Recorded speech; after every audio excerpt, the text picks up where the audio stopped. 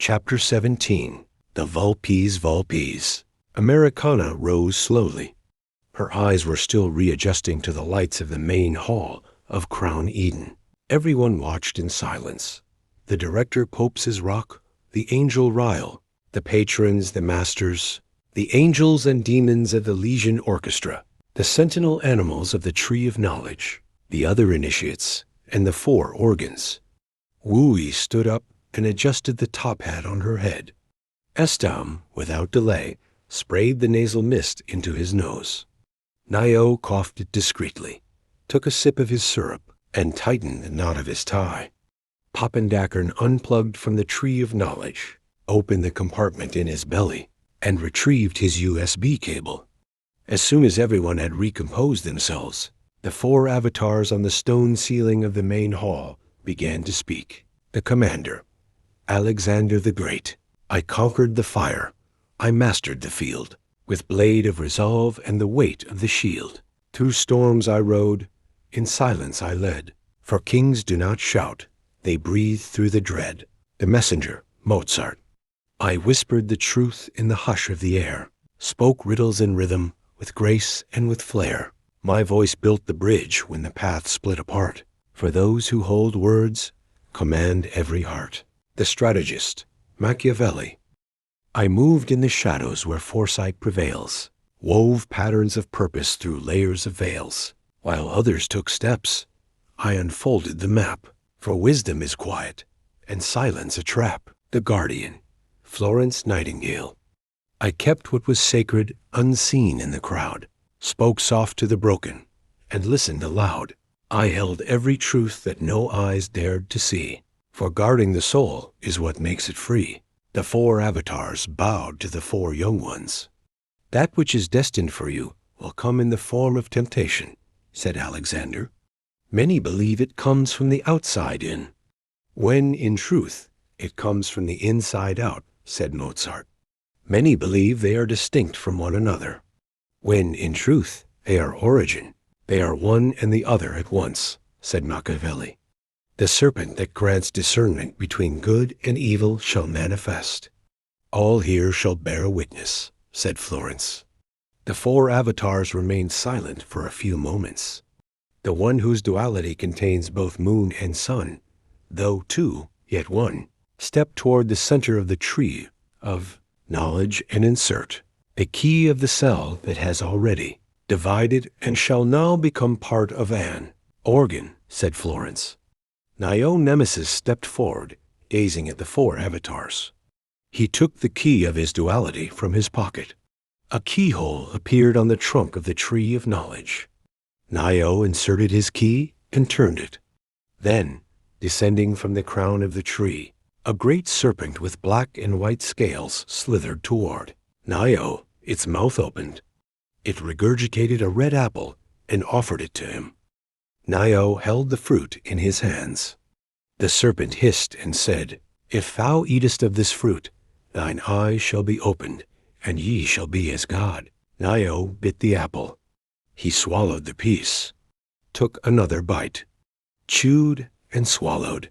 When he took the 3rd bite, something seemed to slip into his mouth along with the piece of fruit. He coughed and moved his tongue. Then he extended his palm and spat out a chain and a silver ring. He raised them high so all could see. Then the avatar Florence Nightingale let out a cry of rejoicing and began to applaud. The mezzanine of Organ the Guardian erupted with screams, applause, and howls. They pounded their chests and roared at the top of their lungs. They raised their fists, punching the air while shouting, Fac FOEDUS. The Legion Orchestra burst into a song of celebration. Nio Nemesis climbed the stairs with short steps and joined the mezzanine of the other scholars from Organ the Guardian. They welcomed him with handshakes, cheers, and embraces. Nio Nemesis was now the newest scholar of Organ the Guardian. The celebration, filled with cheers, applause, and vibrant music, lasted for several minutes, until the avatar Florence spoke again. Something unprecedented and rare has occurred. 3 distinct dualities, Boaz, Yin, and Eve have merged into one, forming a trinity. Those who possess this singularity move toward the center of the tree of knowledge. The three who are one must insert, at the same time, the key of this new mutant cell that has, divided into three and shall, now become part of an organ. Whispers and murmurs rippled through the main hall. Some stood up in their mezzanines for a better view. Director Popes's rock leaned forward. The angel Ryle mirrored her movement. Americana, Wooey, and Astiam looked at one another, the nervousness and tension clearly visible on their faces. The three of them walked toward the trunk of the tree of knowledge, where the shape of a keyhole had formed once again. Astiam pulled the key from his pocket. Together, the three held the key, inserting it into the keyhole. They turned the key. From the crown of the tree, the great serpent with black and white scales slithered toward them. Its mouth opened. It regurgitated a red apple and offered it to Americana. Its mouth opened a second time, and it regurgitated another red apple, offering it to Wooey. It opened its mouth a third time, and the red apple was handed to Astiam. Each of them now held an apple in their hands. The serpent hissed and said, "If thou eatest of this fruit, thine eyes shall be opened, and ye shall be as God." The three looked at one another, uneasy. Wooey was the first to bite her apple, followed by Astiam and Americana. All three took a second bite. They chewed and swallowed. Wooey took a third bite. Something seemed to have entered her mouth along with the piece of apple. She moved her tongue, extended her hand, and spat out a chain and a bronze ring. She raised them high so all could see. The avatar Alexander the Great drew his sword and let out a war cry. The mezzanine of Organ the Commander erupted in screams and frenzy. They leapt high over the railing, shaking the entire structure with their stomping. The two tall, red-haired, identical women who had once waved at Wooey were now embracing each other, weeping and shouting, "Fac FOEDUS!" The Legion Orchestra played once more, songs of festivity and rejoicing. The frenzy lasted for several minutes. Little by little, the crowd began to quiet down and fall into silence. Wooey looked at Americana and Astiam and said, "Let's all stay together until the last one takes the third bite." The other two agreed. Astiam stepped forward and took the third bite of the apple. He moved his tongue, as if sensing something inside his mouth. He extended his hand and spat out a chain and a gold ring. With a trembling hand, he raised it high so all could see. The avatar Machiavelli stood and shouted so loudly that the entire structure of the main hall trembled. "Rejoice! We have a new brother." The mezzanine of Organ the Strategist began to roar and beat their chests. They jumped so high that some managed to touch their fingertips to the edge of the ceiling. They locked arms and began dancing in circles. The Legion Orchestra erupted into a riot of sound, bursting into songs of celebration and joy. Director Popes's rock had risen to her feet and was applauding frantically, smiling and shouting as she waved at Astiam. Until, little by little, everyone began to calm down and fall silent once more. Astiam stood beside Wooey. The two of them turned their eyes to Americana. Popendakern moved to the front and began recording everything in filming mode. Americana felt a bead of sweat form at the nape of her neck, right at the root of her hair. It slid down her spine and slipped beneath the fabric of her Dior Venus dress. Then she took the third bite of the apple. People began whispering even louder. The tension was so thick, it could almost be sliced from the air. Americana moved the piece of apple around in her mouth, tossing it from side to side with her tongue, until she felt a cold object, which grew larger as her stomach accepted pieces of the apple. She could feel every millimeter of that object with her tongue. She extended her hand and spat out a chain and a platinum ring. She raised them high. Her arm felt as though it weighed a ton. People began rising to their feet, trying to see more clearly what was happening. Then the avatar Mozart stood and shouted with arms wide open, "She is Arcès!" The mezzanine of Organ the Messenger burst into screams, mingled with chants of victory. The scholars embraced, jumped, and wept with emotion. After all, the second scholarship student in the history of Equal 10 belonged to them, their newest sister, a moment being woven into the annals of history, and they had the privilege of being part of that great event. Seth balanced himself on the edge of the mezzanine, running back and forth with the precise movements of a feline. Papandakern was launching fireworks that, when they exploded, nearly touched the ceiling where the four avatars stood. The Legion Orchestra played a song that was neither festive nor chaotic. It was a song that, for those who listened closely, would be instantly transported to the scene of a runner who had already covered many kilometers, who was exhausted, yet kept running, and finally crossed the finish line. Americana felt something in her chest that she had never felt before in her entire life. Her heart, beating faster, seemed to dance between her lungs. An electric current ran down her back and discharged into the soles of her feet. She felt her hair pass through a kind of electricity that made every hair on her body stand on end. Americana looked toward the mezzanine of Organ the Messenger. In that crowd that danced, jumped, screamed, and sang, she managed to spot Seth among the others. He was watching her and shouting, punching the air. Americana looked at Papandakern. The little plush robot was hopping, spinning, and launching fireworks filled with the sweetest phrases that could ever be written. Americana looked toward Astiam and Wooey. The two of them were clapping, jumping, and shouting in celebration. Then Americana couldn't hold it in. All that energy, all that electricity seemed to overflow through her body. Her eyes filled with tears, and she began to cry while laughing. She began to laugh while crying. For the others, it was a historic moment, because Americana was the second scholarship student in the history of that place. But for her, it was historic because, for the first time, she saw people celebrating in countless ways, shouting, screaming, singing, dancing, playing instruments, launching fireworks, all for a victory that was hers, for a moment that belonged entirely to her. It was the first time in her life she had seen and heard others celebrating a triumph that was exclusively her own. Americana felt like she was part of something. Americana felt she belonged to something greater. Americana felt like an organ, essential within that vast organism. Then, in the midst of the shouting, the music, and the celebration, Americana felt something bubbling in her stomach. It felt like a burp about to rise. She swallowed hard.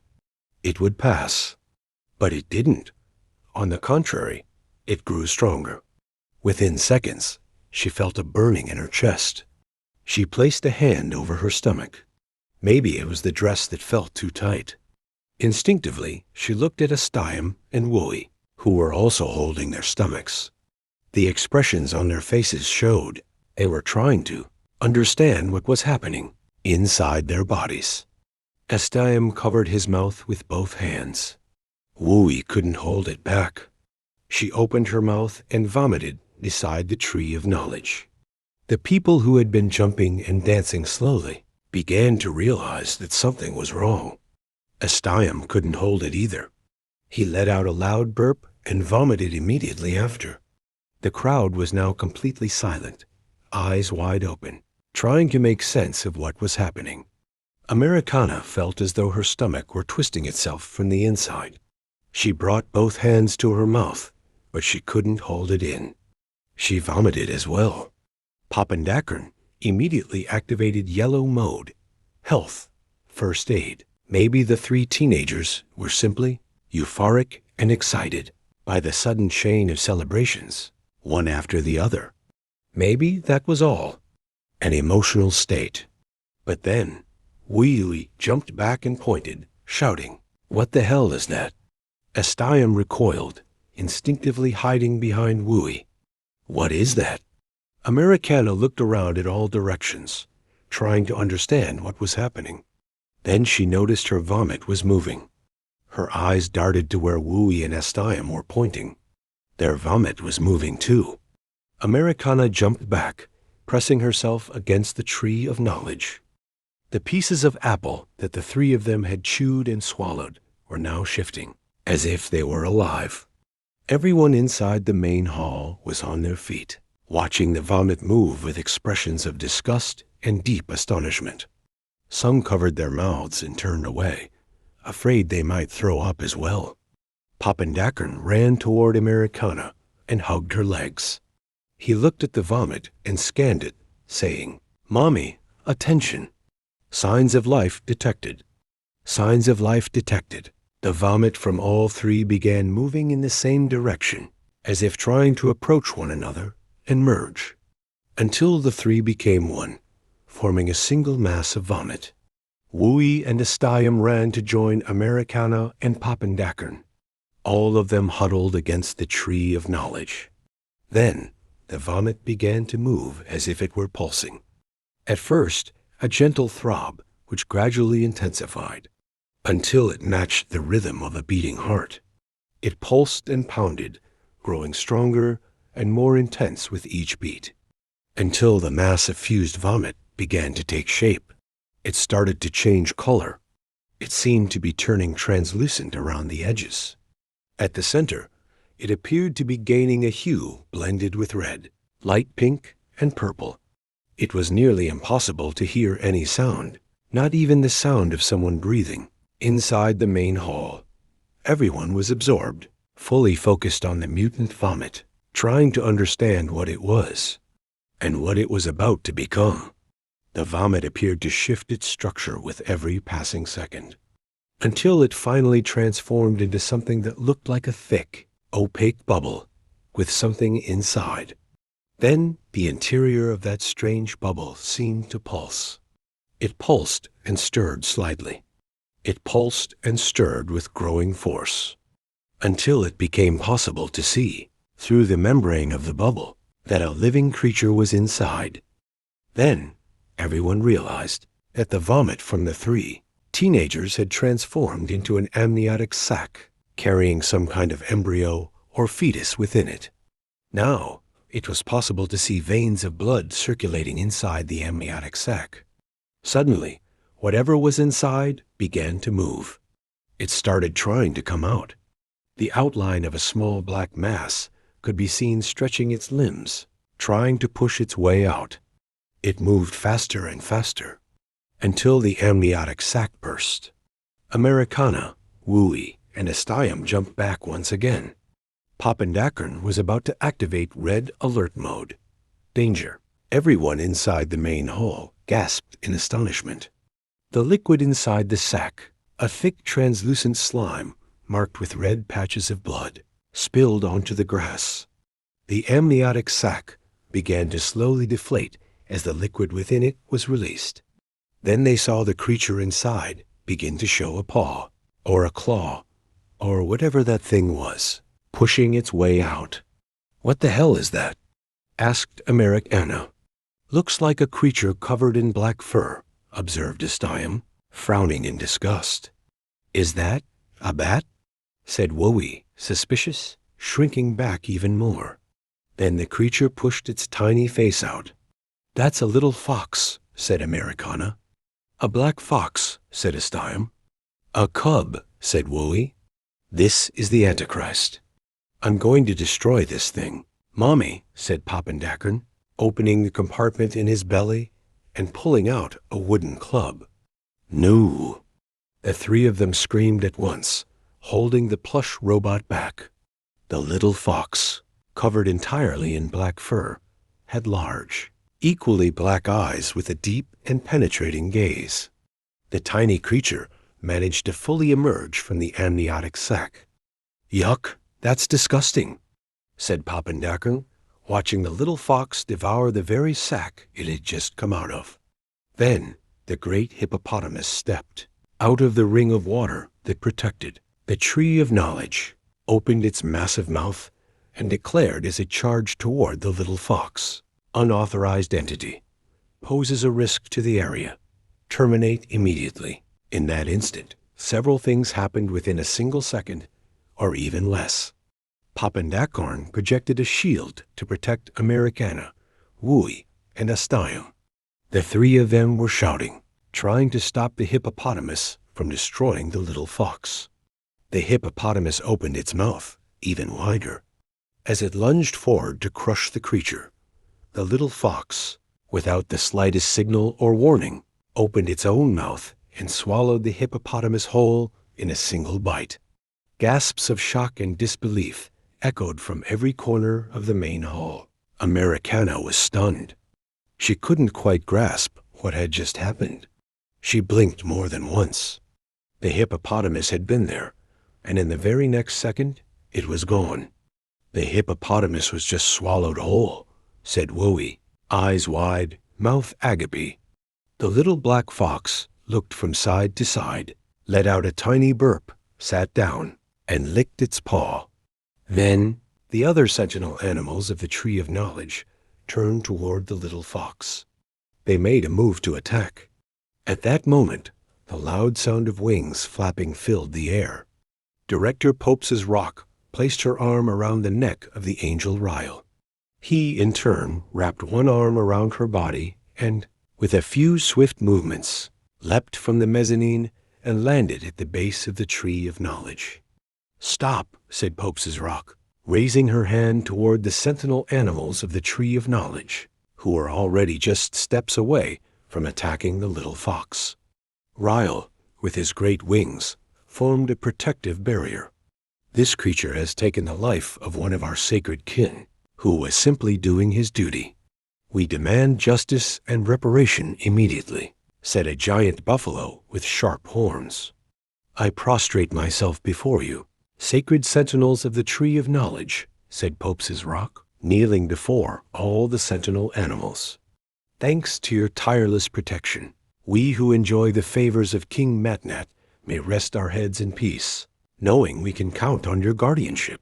Popes's Rock rose to her feet, placed her hands together over her chest, and pleaded with the animals. "However, something singular and astonishing has occurred today, something that has no precedent, since this humble servant devoted herself to serving the minds who pass through this place." Popes's Rock took a step forward, approaching the great buffalo. "I surrender myself to you all as a worshiper of your magnitude and splendor. In this moment I beg, with all the strength of my innermost being, that before any decision is made, you allow me, your humble servant, to investigate and learn the causes of this unprecedented singularity that has just emerged before us all." Popes's Rock moved even closer to the buffalo, knelt, and kissed its hooves. "I promise all of you, divine magnitudes of creation, that the death of our sacred kin, the hippopotamus, shall not be forgotten, and that justice will be done. But I beg you, as the lowest of divine creation, to have mercy on me and allow me to uncover the reasons and the origin of this new being. Amen." Popes's Rock kissed the buffalo's hooves once more. The buffalo then said, "According to your request, my servant, your wish shall be granted, for now. But bear in mind that the life of our sacred sentinel kin must be avenged, and the protection of this sacred place must be preserved. Thus, in the name of all the sentinel creatures of the Tree of Knowledge, permission is hereby granted, for now, for this animal to live." The buffalo nodded to the other animals and stepped away. Popes's Rock turned to the little fox, her gaze intrigued. The angel Ryle positioned himself behind the director, and with his wings, formed a shield so she could approach the creature more closely. This is, without the slightest shadow of a doubt, something curious and quite extraordinary. Since I assumed leadership at equal 1-0, I have never seen anything like it.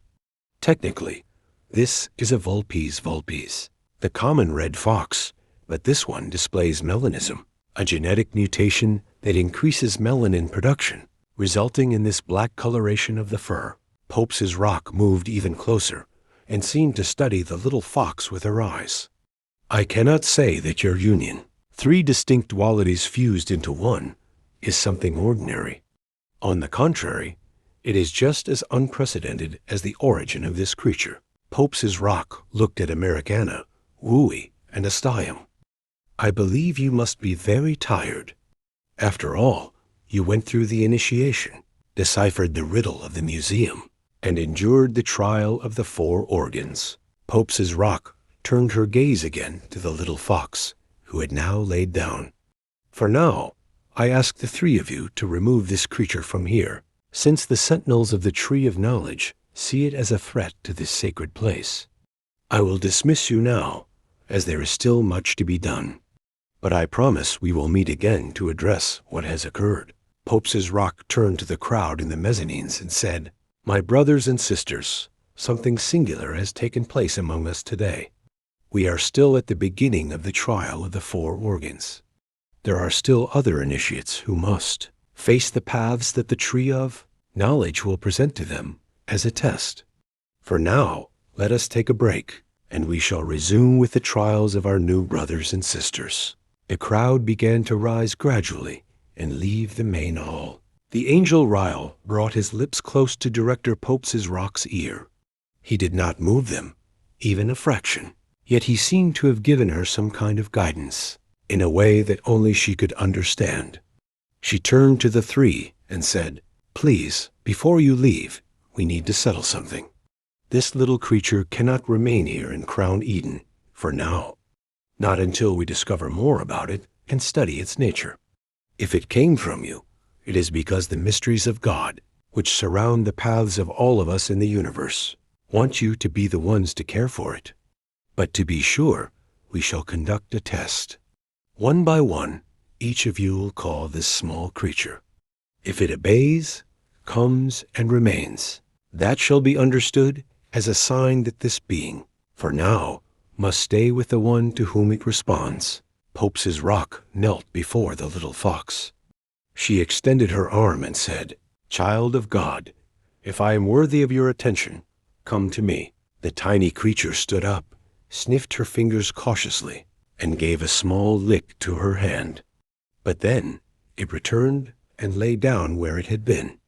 Now one of you do the same, instructed Pope's rock. But then, before any of the 3 could open their mouths or move toward the little fox, Papandakern opened his mouth and said, Child of the Antichrist, leave in the name of Jesus. The little fox immediately stood up and charged at the plush robot. Help! No! Somebody help me! That thing is going to swallow me alive. Papandakern started screaming. The little fox was licking the robot's visor while wagging its tail. Wow, that was a bit dramatic, Papandakern. You're embarrassing yourself, said Wooey. I think he likes you, Papandakern, observed Astium, spraying his nasal mist into his nose right after. Forgive me, Director Pope's rock. Papandakern was a gift I received just a few days ago. Sometimes he behaves like this, explained Americana, turning red. Pope's rock raised her hand with a smile, gently stroked Americana's head, and said, Do not worry, child. The Poopteen robots were created by Novak Strai. I know very well how they act and operate. But be aware that all Poopteen models are equipped with advanced intelligence to reflect the true personality and intentions of their owners. The director gave another smile and pretended to press a button on Americana's nose. I will ask my son Gnomrocky to escort you and show you the cell you will be sharing. Please rest well, eat, and sleep peacefully. Tomorrow will be another great day. I am deeply proud of each one of you, Pope's rock concluded. Right after that, Pope's rock leaned on the angel Ryle. He beat his great wings, and the 2 vanished as they flew across the hall. They heard a whistle coming from the other side of the ground floor of the Tree of Knowledge area. Seth was waving at them signaling for them to follow.